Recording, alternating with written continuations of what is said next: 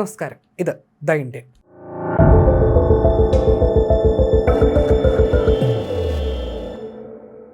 ആയുധങ്ങൾ കൂടുതൽ സ്മാർട്ടും ഓട്ടോണമസും അതോടൊപ്പം അതീവ മാരകവുമായി മാറിക്കൊണ്ടിരിക്കുന്ന പുതിയ കാലത്ത് സൈനിക നയങ്ങളിലും തീരുമാനങ്ങളിലുമെല്ലാം ഇന്ന് നിർണായക മാറ്റങ്ങൾ സംഭവിക്കുന്നുണ്ട്. അത്തരമൊരു സാഹചര്യത്തിൽ നിർണായക മാറ്റങ്ങൾ സ്വീകരിച്ചുകൊണ്ട് കൂടുതൽ തന്ത്രങ്ങൾ ശക്തമാക്കുകയാണ് ഇന്ത്യയെ. ചരക്ക് വിമാനങ്ങളെ മിസൈൽ വിക്ഷേപണ പ്ലാറ്റ്ഫോമുകളാക്കി മാറ്റുന്ന പുത്തൻ സാങ്കേതിക വിദ്യ ഇന്ത്യ ഉൾപ്പെടെയുള്ള രാജ്യങ്ങൾ ഗൗരവമായി പരിഗണിക്കുന്നുവെന്നാണ് പുറത്തുവരുന്ന റിപ്പോർട്ടുകൾ.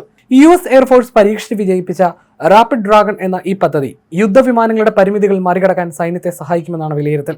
അമേരിക്കൻ വ്യോമസേന വികസിപ്പിച്ചെടുത്ത പരീക്ഷണാത്മക പദ്ധതിയാണ് റാപ്പിഡ് ഡ്രാഗൺ. സാധാരണയായി സാധനങ്ങളും സൈനികരെയും കൊണ്ടുപോകാൻ ഉപയോഗിക്കുന്ന C-130, C-70 തുടങ്ങിയ വലിയ ചരക്ക് വിമാനങ്ങളെ മിസൈൽ വിക്ഷേപണ പ്ലാറ്റ്ഫോമുകളാക്കിയാണ് പരീക്ഷണം നടത്തുന്നത്.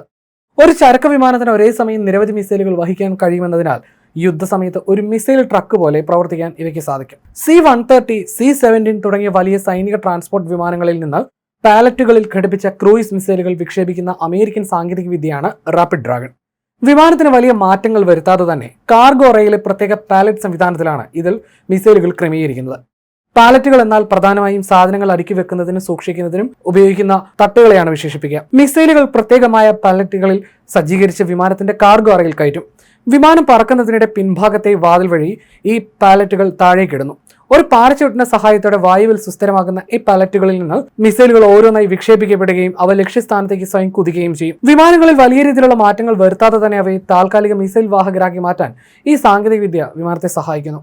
റാപ്പിഡ് ഡ്രാഗൺ എന്നത് ഈ ആശയം പരീക്ഷിച്ച് തെളിയിക്കാനുള്ള ഒരു പ്രോഗ്രാം ആയിരുന്നു. ഇതിന്റെ വിജയത്തെ തുടർന്ന് ഈ സംവിധാനത്തെ ഒരു ഔദ്യോഗിക സൈനിക നയമാക്കി മാറ്റുന്നതിനായി ഡ്രാഗൺ കാർട്ട് എന്ന പേരിൽ പുതിയൊരു പദ്ധതി അമേരിക്ക ആരംഭിച്ചിട്ടുണ്ട്. 2027 പ്രവർത്തന സജ്ജമാക്കാനാണ് അമേരിക്ക ഇതിലൂടെ ലക്ഷ്യമിടുന്നത്. നിലവിൽ ഇന്ത്യയുടെ പക്കലുള്ള ബ്രഹ്മോസ് മിസൈലുകൾ വിക്ഷേപിക്കാൻ ചുരുക്കം ചില സുഖോയ് വിമാനങ്ങൾക്ക് മാത്രമേ സാധിക്കൂ. ഈ പരിമിതി മറികടക്കാൻ പുതിയ സംവിധാനം സഹായിക്കുമെന്നാണ് വിലയിരുത്തപ്പെടുന്നത്. ഇന്ത്യൻ വ്യോമസേനയുടെ പക്കലും C-130J, C-17 വിമാനങ്ങൾ ലഭ്യമാണെങ്കിലും ഈ സംവിധാനം അതേപടി ഉപയോഗിക്കാൻ സാധിക്കില്ല എന്നത് അല്പം വെല്ലുവിളിയാണ്. അനുയോജ്യമായ ഭാരം കുറഞ്ഞ മിസൈലുകൾ, മിഷൻ പ്ലാനിംഗ് സോഫ്റ്റ്വെയർ, സുരക്ഷാ സർട്ടിഫിക്കേഷനുകൾ എന്നിവ ഇന്ത്യ സ്വന്തമായി വികസിപ്പിക്കേണ്ടതുണ്ട്. വ്യോമസേനയുടെ 2.5 ടൺ ഭാരമുള്ള ബ്രഹ്മോസ് മിസൈൽ വളരെയധികം ഭാരമേറിയതാണ്. അതേസമയം HAL വികസിപ്പിക്കുന്ന കാറ്റ്സ് ഹണ്ടർ പോലുള്ള ആയുധങ്ങൾ ഭാവിയിൽ ഇതിൽ വഹിക്കാൻ കഴിഞ്ഞേക്കും. അതേസമയം ബ്രസീലിയൻ വിമാന നിർമ്മാതാക്കളായ എംബ്രയറും US കമ്പനിയായ അൻഡൂറിലും ചേർന്ന് C-390 മില്ലേനിയം ട്രാൻസ്പോർട്ട് വിമാനത്തിൽ നിന്ന് ബാരക്കൂഡ 500M മിസൈലുകൾ വിക്ഷേപിക്കാനുള്ള പരീക്ഷണങ്ങൾ നടത്തുന്നുമുണ്ട്. ഇന്ത്യൻ വ്യോമസേനയുടെ മീഡിയം ട്രാൻസ്പോർട്ട് എയർക്രാഫ്റ്റ് പദ്ധതിക്കായി C-390 വിമാനവും പരിഗണിക്കപ്പെടുന്നുണ്ടെന്നത് ഇന്ത്യക്കും പ്രതീക്ഷ നൽകുന്ന ഒന്നാണ്. ചരക്ക് വിമാനങ്ങളെ താൽക്കാലിക മിസൈൽ ട്രക്കുകളാക്കി മാറ്റാൻ ഈ സാങ്കേതിക വിദ്യയ്ക്ക് കഴിയുമെങ്കിലും ഇവ ഒരിക്കലും ബോംബറുകൾക്ക് പകരമല്ല.